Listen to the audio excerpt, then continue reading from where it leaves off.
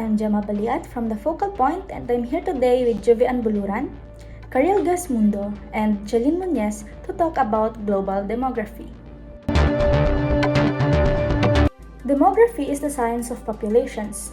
It is useful because it provides the big picture of the entire human population without influence from local economic, cultural, or geographic factors. It offers information on human society as a whole in the past, present, and future. Demographers study the three basic demographic processes of birth, migration, and aging to better understand population dynamics, including death. All three of these processes have an impact on how humans inhabit the globe, create nations and communities, and shape culture. But why does it matter? The world's population was slightly under 2 billion in the 1950s, but by 2005, it had grown to 6.5 billion. According to other analysts, there will be 9 billion people on the Earth by the year of 2050, an increase of more than 50 million. However, following the increase, there will be a global fall in population with slower growth, an increase in decline, an aging population, and greater urbanization. The so-called demographic transition has increased people's interest in demography. Political discussions about this demographic change are currently taking place in many developed nations because birth rates in these nations fell below the replacement level of 2.5 children per woman, while life expectancy increased dramatically and still increasing, a trend that is sometimes referred to as the aging of societies. Demography provides community with the knowledge they need to plan future investments and services. It is not just concerned with the birth rate, mortality, and migration. Demography plays a crucial role in everything we do and plan because it helps us predict the future, manage our actions, and steer the ship. It is also useful for governments and private businesses as a way of analyzing and forecasting social, cultural, and economic trends related to population. Good day, I am Jeline Muñez. So, of course, we all know that in demography, it is either our choice or it is our destiny. So, because we all know that destiny, that whatever we do, we are looking the first place we are where we grow up to, and we can leave that place because we got attached to it. And there are some people who have that choice where to live. The people that want to live their life in another places. So they are living their comfort zone by choice. Like if your place doesn't really helps you financially and you need to work to the other places and then ended up you live na in your place wherein it is your choice not to live in there to sustain and support your lives financially. So we have this kind of people that is gusto nila kung saan sila lumaki hanggat sa pagtanda ay doon na din sila maninirahan. At the same time, there are people that choose to live where they are used to, just to live a comfortable life that they wanted. So, demography does not determine fate. There is no such thing as fate. As Guacamo Casanova stated more than 200 years ago, our lives are the products of our own decisions. So there our choice may be influenced by laws, situations, disasters, economic trends, and etc. There are more people than young people because people are relocating from one place to another. Despite these obstacles, we must recognize that we have a choice. If we only recognize differences and avoid being deterministic in our recommendations. Only by understanding demography, we will be able to see the big picture.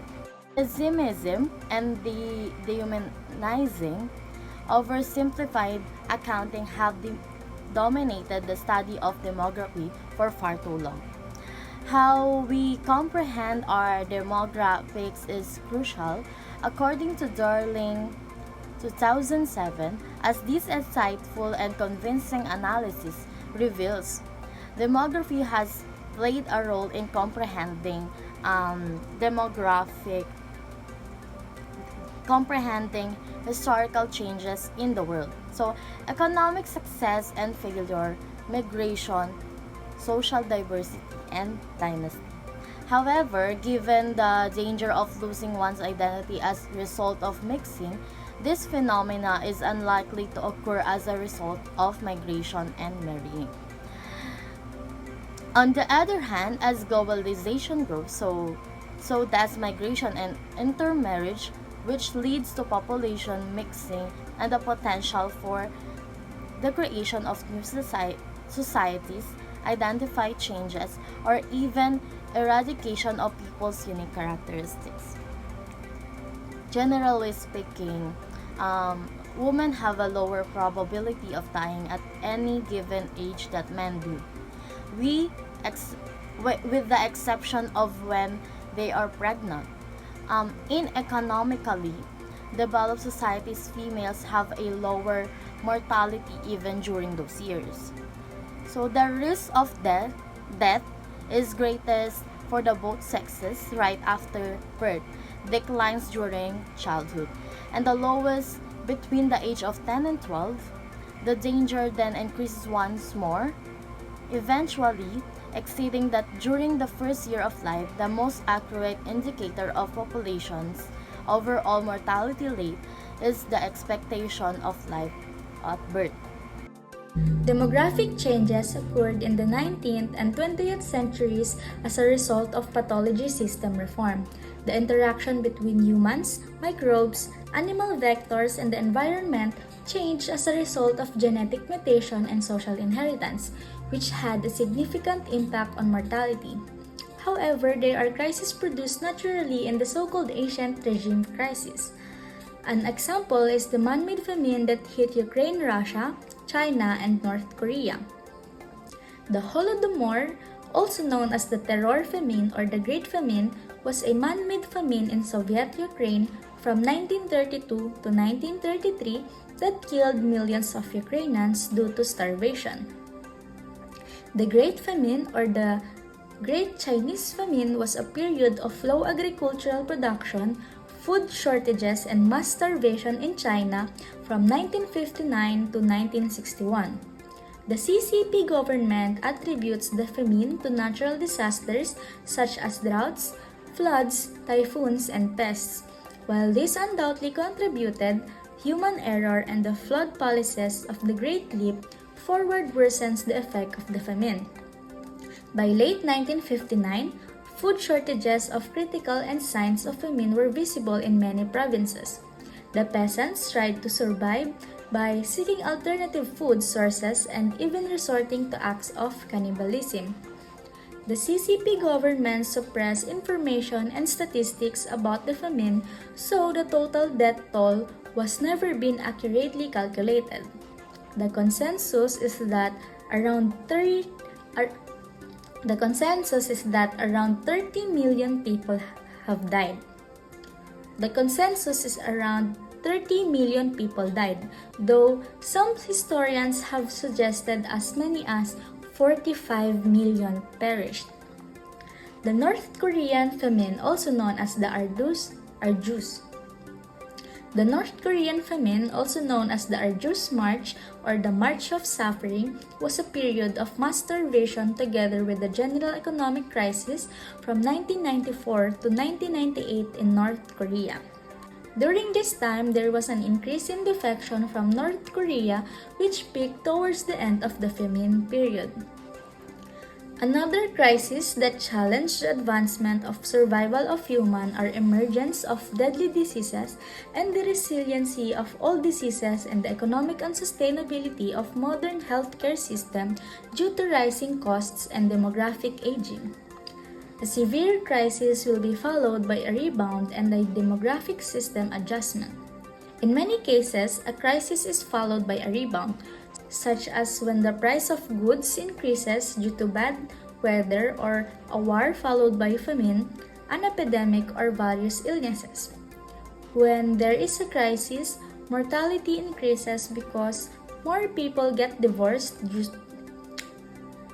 When there is a crisis, mortality increases because more people get divorced due to widowhood. Fewer people get married, and fewer babies are born because there are fewer marriages. In order to develop a system of adjustment or response to this crisis, experts have studied various instruments. Time is needed for adjustment, and variables that influence reactions can be both compound and flexible. Responses may be economic in nature, technological and productivity advancements, investments, and others. Or they may be demographic, adjustment in demographic system which may lead to growth or decline of population. Because the two factors frequently have variable forces and impacts, we cannot separate one from the other. When men mastered agriculture, they began to move to vast, uninhabited areas because the first wave of settlers arrived in a convenient location.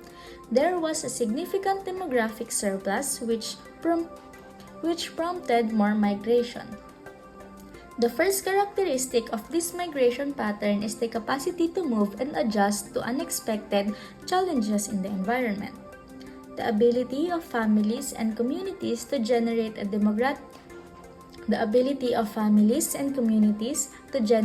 demographic surplus sufficient for further development is the second characteristic. The ability to reproduce well is a requirement for selection. However, in this globalizing period, selection and fitness have different concepts.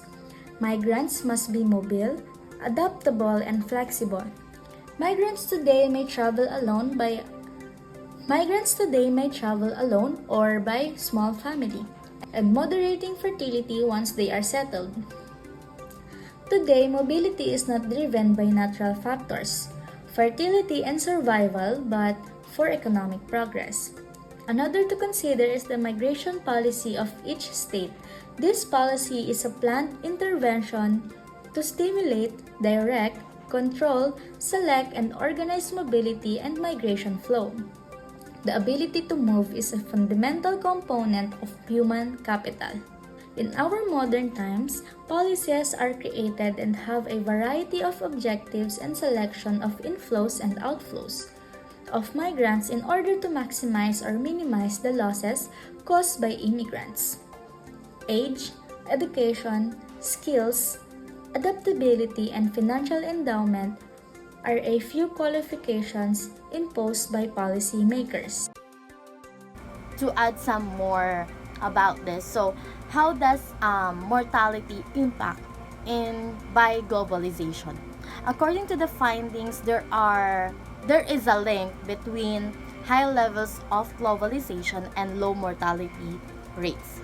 And how does mortality alter demography? A bigger number and a higher share of population are elderly as a result of decrease in child mortality and an increase in life expectancy. In light of this, a decline in mortality is in theory what is causing a numerical aging. Good day, I am Jubian Buluran. The population of the globe is currently growing and adding new people. George Magnus, an independent economist and commentator, enumerated 5 demographic trends that is shaping the world today. First is that the ratio of children to older citizens is declining. The ratio of 2 children to older citizens stands at about 3:1 but is declining, meaning there will be more elderly people than children in the country by 2040. And there will be twice as many elderly people as children in the world by 2050. But there are certain exceptions like China and Russia. Magnus states that the number of over 60s is anticipated to expand by 2.5 times by 2050 to 418 million, although the trajectory starts to level off in around 20 years' time.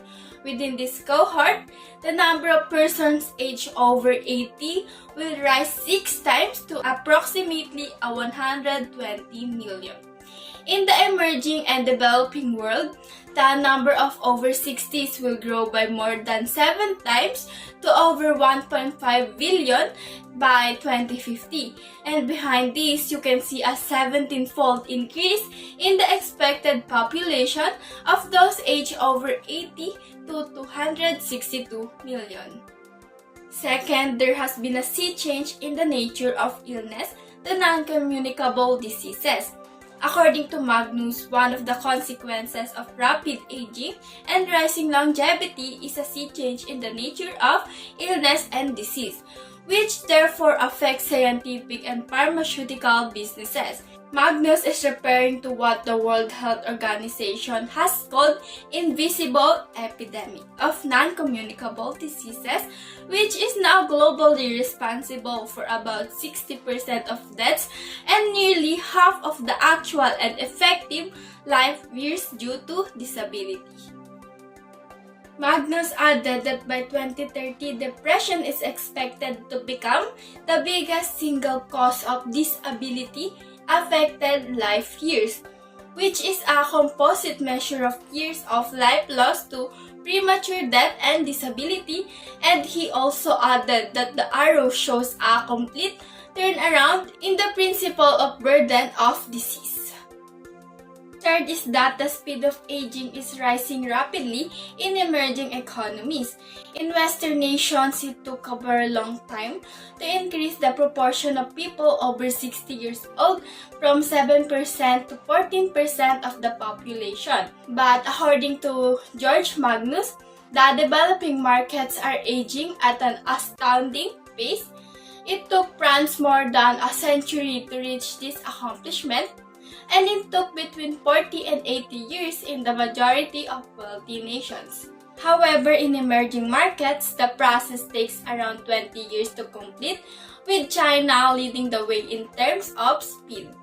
According to Magnus, it's this that and that rise to the common mantra of growing old before you get rich. This means that the emerging markets have far less time to build the financial infrastructure and social security system needed to deal with the consequences of an aging population and rising old age dependency.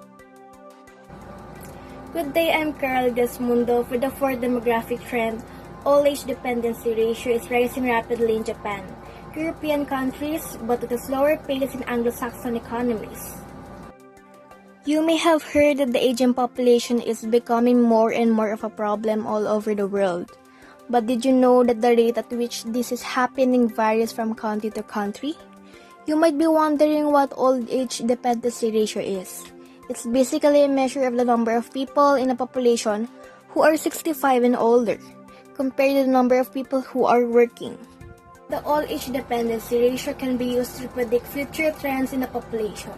It's a good indicator of the potential support ratio of the working age population. Also can be used to predict things like economic growth and labor force participation. This is because a high old age dependency ratio usually means a larger proportion of the population is not in the labor force, which can lead to slower economic growth and be a product of weak fertility and rising longevity. Germany, Japan, Italy, and Spain are countries that are expected to rise rapidly. Those are characterized as the hairs because of the rapid progression of old age dependency. The number of workers per older citizen is expected to fall from about 3 to 5 today to about 1.5 by the mid-century mark. A high old age dependency ratio can mean that there are fewer young people available to work, which can lead to an increase in unemployment. Meanwhile, the Anglo-Saxon economies like Sweden and France are tortoises by comparison. The tortoise economy is so called because it's slow and steady. Countries with a tortoise economy are those that have invested in their infrastructure and human capital, and as a result are seeing steady growth. So what makes an economy Anglo-Saxon? They tend to have lower levels of government spending and taxation, and a higher degree of flexibility when it comes to labor markets. Here, the support ratio will fall from 4 to 5 workers today to about 2 to 2.5 by the mid-century. This is because of higher fertility rates and more open immigration policy. They tend to be very open, meaning that trade makes up a large part of their GDP. They're also quite flexible, which means that their economies can adapt quickly to changes. But in some countries in sub-Saharan Africa, the pace of aging is much slower than in Indonesia, Turkey, and Brazil. India is known as demographic darling because one-third of its population is aged under 14, and its working age population will grow in the next 20 years to more than existing stock of working age people in Western Europe today.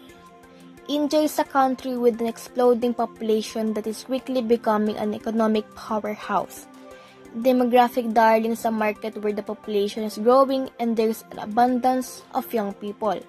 It means that the Indian economies keep going to grow and the demand of goods and services will increase along with the economy. This is good news for businesses, both domestic and foreign of the country. Lastly, the fifth demographic trend shaping the world is getting harder to exploit demographic dividend. As countries become more developed, it gets harder to exploit. It's called demographic dividend. Demographic dividend is the economic growth that can be expected when there's a large population of working-age people as opposed to a large population of retirees. This is a pace that countries go through when child dependency is falling and the working-age population is expanding. Typically, this pace comes with stronger trends in income, savings, investment, and technical progress. Demographic dividend is the difference in the working-age population and the dependents. The working age population is the portion of the population that is working age, which is usually between 15 and 64 years old. Dependents are those who are not working age, which includes children who are younger than 15 years old and adults who are older than 64 years old. Once the old age dependency ratio starts to rise, however, demographic dividend can't be exploited and it tends to drag on growth. Exploiting your demographic dividend depends on 4 I's, according to Magnus: better institutions, investment climate, infrastructure, and innovation. Demographic dividend is a powerful force, but it's one that's getting harder and harder to exploit. The world is changing and the global population is aging. This means that the number of people in the workforce is shrinking, while the number of people relying on social services is growing. According to UN's projection, by 2100, net migration for each state will be 0. Number of children per woman will be 1.8 to 2.2, and life expectancy will be between 70 and 95 years old. Are we going to have stabilized demography or it is the end of a cycle? Only time will tell whether or not the current demographic trends will result in a stable population. However, it is important to be aware of the potential consequences of a shrinking or aging population. This is especially true for developed countries, which may need to make changes to their social and economic policies in order to adapt to a new reality. Hi, I'm Chalene once again. So, let me have the takeaway first. What is global demography? It is the modification of global populations of demographic profiles. So, demography is the study of statistics such as births, deaths, income, and illness incidents that show how the human population is changing through time. So it is also discussed that demography is your choice or demography is destined to you. So lastly, there are 5 big demographic trends of shaping the world. The first one is the ratio of children to older citizen is declining. Second, there has been a sea change in the nature of illness to non-communicable diseases. Next to it is the speed of aging is rising rapidly in emerging economics. And then the fourth one is the old age dependency ratio can be used to predict future trends in a population. It is a good indicator of potential support ratio of working age population. A high old age dependency ratio can mean that there are fewer young people available to work, which can lead to an increase in unemployment. Meanwhile, the Anglo-Saxon economies like Sweden and France are tortoises by comparison. Then lastly, the fifth demographic trend shaping the world. It's getting harder to exploit demographic dividend as countries become more developed. It gets harder to exploit. Typically, this space comes strong with the stronger trends in income, savings, investment, and technical progress. So again, we are the reporters of Focal Point. So thank you for listening and have a nice day.